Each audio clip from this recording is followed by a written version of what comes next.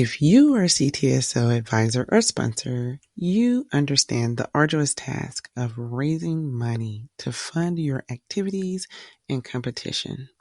Well, today I'm continuing my conversation with Briaana Lark. Like I said last week, our conversation was so juicy and packed with information that I had to make it into a series. For those of you who weren't here last time, be sure to go back and listen to episode 2, where she talks about being a student of the program she now teaches.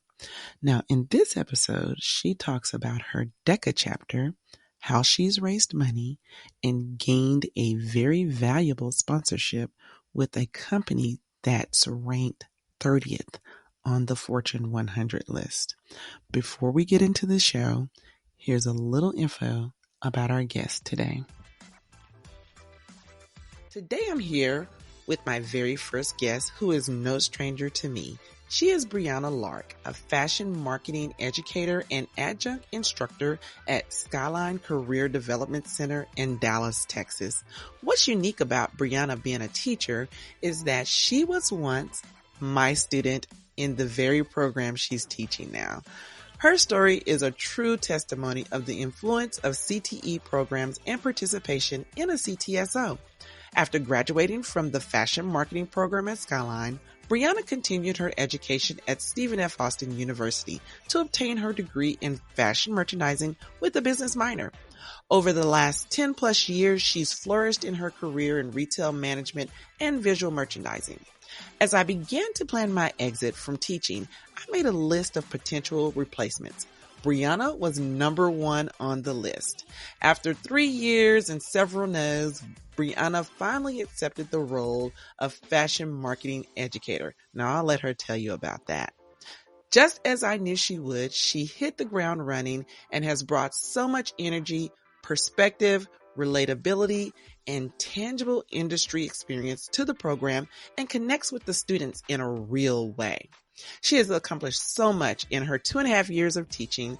She's taken students to ICDC 2 years straight, awarded the Dallas ISD CTE Level Up Award, and her campus accolades is that she's gotten Teacher of the Month, she's been the Rookie Teacher of the Year, and she serves on many committees and is also a mentor on her campus. She also has been a camp counselor for an accounting camp during the summer. Our conversation was so juicy and full of valuable insight that it's a 2-part series. You ready? Come on into the room. You're listening to Marketing Adventure, the hub for business, fashion, marketing, and other CTE educators who integrate marketing into the learning experience. I'm your host, Jackie Walker. Each week, I'll cover marketing education concepts, strategies, tips, trends, frameworks, and other information to equip you to connect your classroom to digital natives while cultivating an engaged learning environment. So come on into the room where your favorite beverage, snacks, and even your cell phone are all welcome.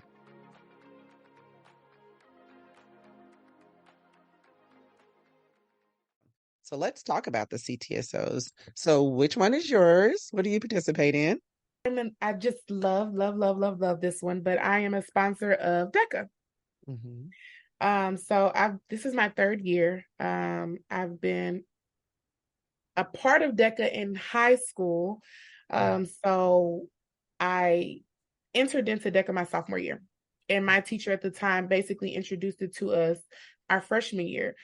So we knew about it, but it was like a mystery. It was like we knew to expect it, but we didn't know what it was. And so I competed my first year as a sophomore. And so did that for 3 years, had some ups and downs, a lot of transitions, points where I didn't take it seriously. But ultimately in the end, I ended up going to ICDC, which is international competition, the highest level for DECA, my senior year in high school. And I just remember DECA's not the foundation for me. And even just my homegirl, Laura, just called me the other day, and she's like this. She's been in rooms with CEOs, CFOs out the country. My best friend who works at the headquarters in California for Skechers. We have kids all over, and everyone says the same thing. DECA set the foundation for them. It set my foundation for me in college. I was prepared on so many levels. I was prepared to write a 20-page paper. I was prepared to dress professional when it was time to network. I knew how to network. I knew how to advocate for myself. There was a lot of things that I knew how to do that people my age didn't. And it was all because of that, that whole CTSO. And I didn't even know it at the time that it was molding me. Right. And just setting the foundation for me for life after high school. Right. And a lot of I think students at the time that they're going through it see the fun. Sometimes they see the challenges and like, oh, I don't want to do that.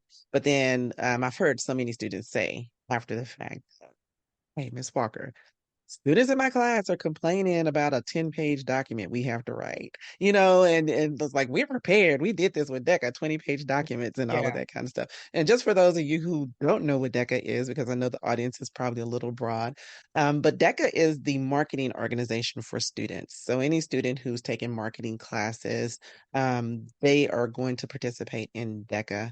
And DECA does cover a wide range of industries, food, Automotive. retail, automotive, all those things, quick serve, fast food, but every business has a marketing aspect to it. So that's what DECA covers. So tell us about your adventures with DECA with your students. So how has that gone for you? So for me, it's been amazing. I Hmm. had an amazing mentor, Miss Walker, who basically was there my first year, answering all the questions that I had, helping me out. Everything that I'm teaching them, I learned it from you, and Miss Brooks. Hmm. And just you being there for me helped me a lot. So after the first year of me asking you 60,000 questions, I felt like I had it after that. I did a lot of research, and Hmm. I watched other teams, I watched other Hmm. advisors, I watched other schools, um, and I remembered the experience myself. I think that's the Hmm. biggest thing for me. And so my Yeah. first year, I took about 22 students to district. Majority of them made it after district because DECA is set up into different competitions. So you start at the Hmm. district level, which is all of DFW or like Dallas, Fort Worth, Hmm. all these different counties close by. And then if you make it there, you take it to state. And state is normally in Dallas or Houston or, different cities. Hmm. And then from there, you go on to internationals, which is ICDC, and that can be, California, Atlanta. I know y'all went to Kentucky. Uh, Hmm. they took that out the rotation. Utah. They took it out of rotation. Hey, DECA advisors out there, you can travel for free if you play your cards right. Um, but my first year, we made it. I had one team, which they did community giving, which is a project inside of DECA where they write a 20-page paper. They select something that they want to do in the community and give back. And they come up with a problem and a solution. And they plan things and then execute them, and they're documenting it along the way. And this Hmm. project starts in August all the way into December. And so the girls had to get the school on board with the project was called Hermoso, which was beautiful. And they wanted to talk about self-awareness. And so they ran a dress drive where they got dresses donated and then they gave them to kids for homecoming. And they took that project all the way and we made it to Atlanta, where we spent a week there, me and three of my students. And then that was a pretty cool opportunity. That was a really amazing opportunity. Hmm. First time, and imagine trying to do paperwork. And then when a trip is Right. on the night and out the state, it's triple the paper. And then Yeah. you have to have meetings with parents and you got to Hmm. document it and all these different things that I'm learning. This is my first year and I'm excited. Hmm. They're excited. This is their first year. Right. So every kid pretty much I had to retrain them on what DECA was. A couple of them remembered it from you, but they, couldn't really didn't know much. Hmm. So my first year, we made it to ICDC. And then my second year, which was last year, We made it to ICDC again. But this Oh, time I brought two teams, yes. which was pretty cool when the second team, every team I took hit the stage. Mm-hmm. Um, but three of the teams were alternates, the Mm-hmm. other two. So I'm like, I'm figuring this out. I'm figuring it out. Right. I'm getting closer. But the biggest thing is we do it daily. I'm fortunate to have my kids for Mm-hmm. 3 hours, so I can sector up the day where we're spending an hour doing dual credit and an hour or 30 minutes doing the fashion show and 30 minutes doing DECA. Mm-hmm. And I'm preaching to them that you have to study outside of school and different things and making it fun for them. But I Right. make it a part of the curriculum as best as I can. So it's not Mm-hmm. just something that's separate. Right. And so I'm kind of figuring it out. We get to Mm-hmm. ICDC again. This time it's in Florida. Mm-hmm. Um, paperwork. We make it to Florida, but this time we're having to raise money and get money Mm-hmm. donated. But this time my family and the community and everybody was behind me. One Right. teacher came in and donated $500. Mm-hmm. So we were fortunate enough to make we raised about 6,000, well, got about $6,000 in order to go. The trips are about this past trip was about $10,000. Oh, wow. Mm-hmm. So two teams. Mm-hmm. One team was an innovation plan, which is basically creating an innovative plan that's futuristic. Mm-hmm. This was a 10-page paper. And they were called Mariposa, which is a butterfly. And Mm-hmm. so their business was around sustainability and being trendy while being sustainable in the fashion industry. Mm-hmm. And then the other team, which was my comeback team from that did Hermosa, this year they did Project Happy Flow, where they got over Mm-hmm. 2,000 tampons and sanitary napkins donated. And we went Mm-hmm. out and gave them to food banks. We did homeless shelters, women, domestic homes. We even hit up Buckner Orphanage and were Awesome. able to supply a lot of products. And so Mm-hmm. these two teams went to the end. Awesome. You're doing an excellent job. So proud. Hey, adventurous educator. I just want to take a quick break to ask, is this your first time teaching fashion marketing, or do you need a boost in your curriculum? Well, look no further. I have the Ultimate Fashion Marketing Class Bundle. It's packed with 4 vibrant presentations, fun and engaging activities, quizzes, and 4 major projects for an immersive semester of fashion exploration. And it comes with the pacing guide for an 18-week semester. Additionally, each assignment has detailed student instructions and suggested pacing times so that you can tailor the time frame to fit your teaching schedule. For more information about this must-have bundle, go to marketingadventure.com and search Ultimate Fashion Marketing Class Bundle, or simply click the link in the show notes. Now back to the show. So tell me about those partnerships. So I know you mentioned friends and family, because I know that was a big part of your funding for your first couple of years. But let's talk about a little bit about that, but then also what partnership you've developed for this year. Mm. So, first 2 years were rough.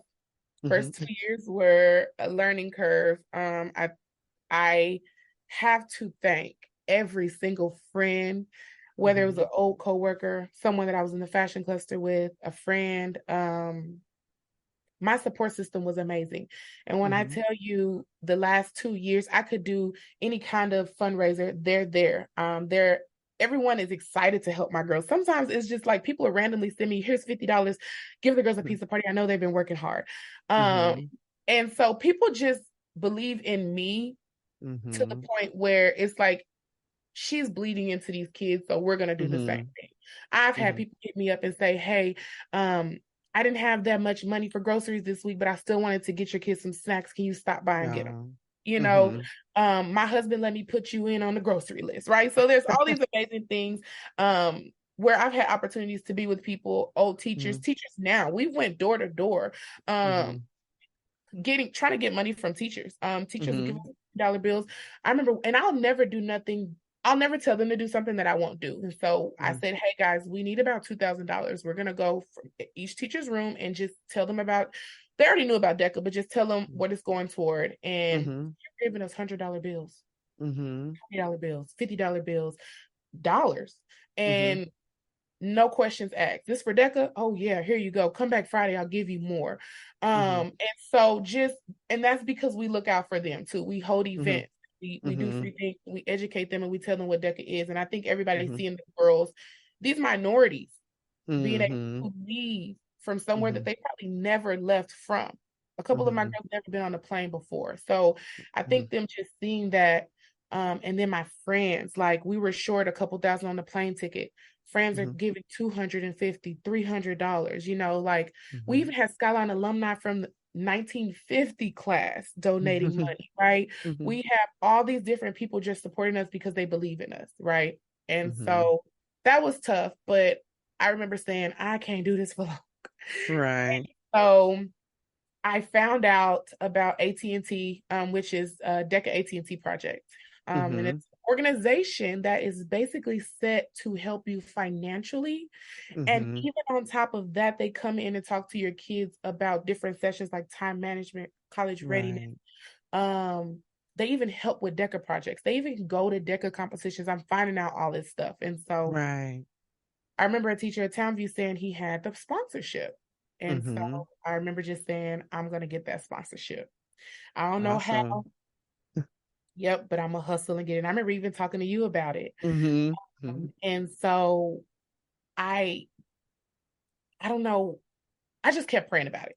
And every Mm-hmm. time I go somewhere, I would talk about it. When I was with Mm-hmm. DECA people, I would talk about it. And I talked about it to the right person. And she said, I know somebody. Oh, okay. That's all it took. It was the Right. right time. But she also she's a CTE coordinator that believes in us as well.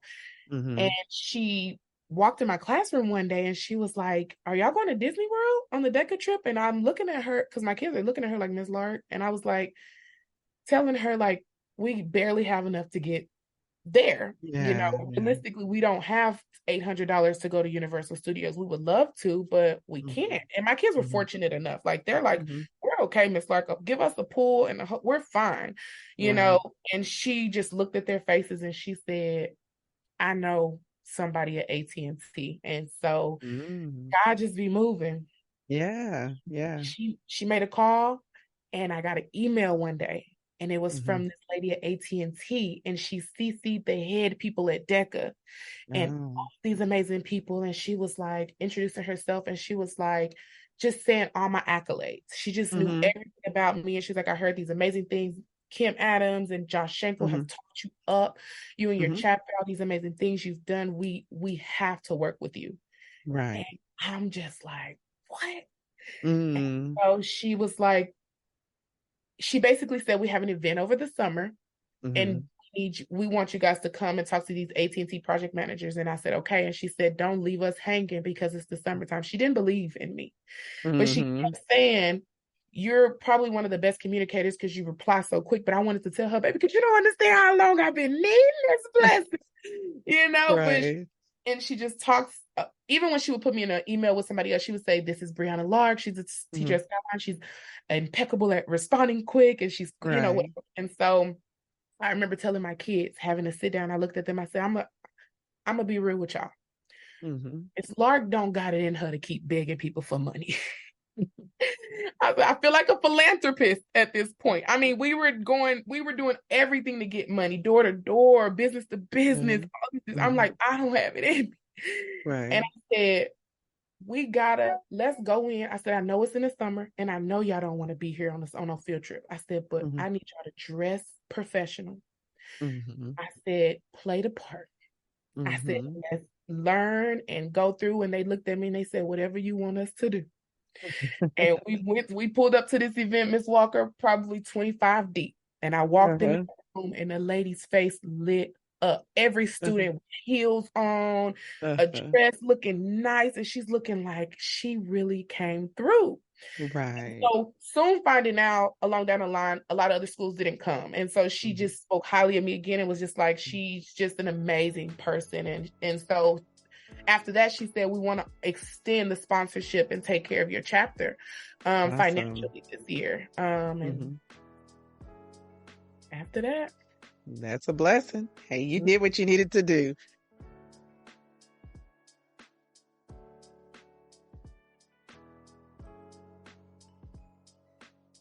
So mhm. I know a lot of teachers out there may not have that exposure to, especially if they're coming from a smaller district. Dallas is huge, and we have a lot of corporations that are here in Dallas that we teachers can connect to and partner with and things of that nature. So, just going back to your community. So, Mhm. what do you think it was about you, your students, what you were doing or whatever, that your community just had the heart to help? How do you think, if someone is looking to, raise funds and get connected in their community, like what can they do Okay, to wrangle those people in? so for me personally, I'm a very transparent person with certain things in my Mhm, life. So I'm pretty open about my mhm, career. So prior to working for DISD, I'm mhm, always posting the mannequins, I'm posting my employees, I'm posting my work. So people already knew me as that girl that just knows fashion.